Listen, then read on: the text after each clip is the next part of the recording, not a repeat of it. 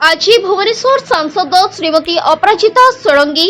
एवं खोर्धा विधायक श्रीजुक्त प्रशांत जगदेव जागुलीपाटना परिदर्शन करने आसी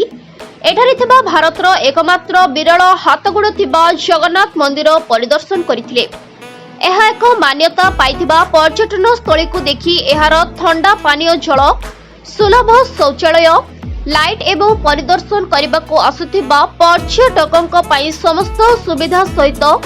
85 लाख टंका व्यय एक कल्याण मंडप करने सांसद प्रतिश्रुति देवा सहित यह एक सरस सुंदर पर्यटन स्थली कराचिबाकू निष्पत्ति नेइछंती। एही परिप्रेक्षी में सांसद श्रीमती अपराजिता षडंगी मंदिर कमिटी एवं सरपंच को कहते आसंता 20 तारिख में मो सह देखा करने डकाई। आज कार्यक्रम में मंदिर कमिटीर समस्त कर्मकर्ता और नालीपड़ा अर्जुनपुर सरपंच और अन्य माने उपस्थित रही। मौजी बैकुंठनाथ महापात्र घर ये जागुलीपाटना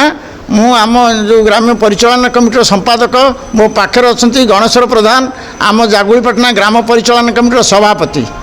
आज ये आसी आमर अपराजिता षडंगी एमपी मैडम आसते विधायक आसते। आज जगन्नाथ मंदिर को आम बहुत दिन है खोजुलु बहुत थर निमंत्रण करूँ किंतु आज जगन्नाथ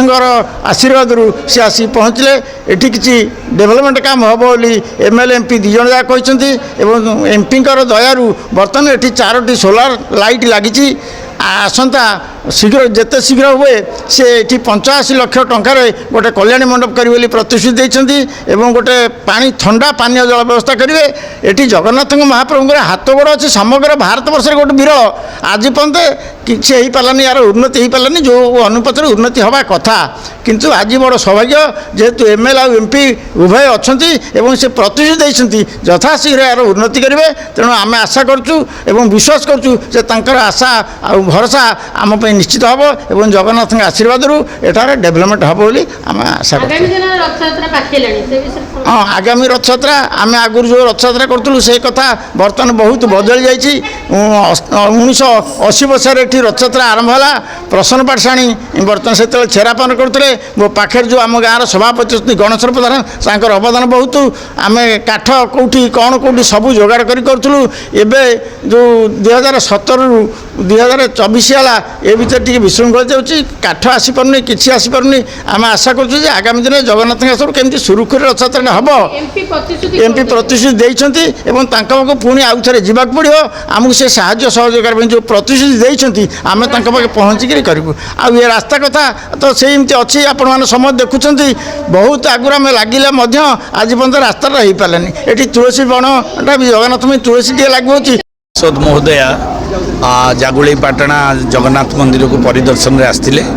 मंदिर सामग्रिक विकास कल्याण मंडप पार्क टॉयलेट पीवा पानी व्यवस्था पर्यटक मान व्यवस्था करने प्रतिश्रुति देकी जाइछंती एवं ये पीठर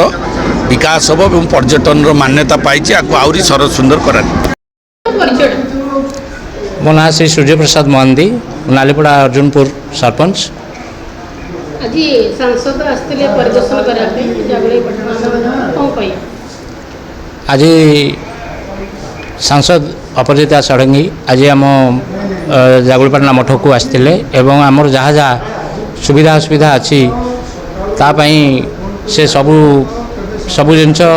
निजे परिलक्षित कले ये कौन कौन असुविधा अच्छी एवं सी भी मत कहीकि जाइछंदी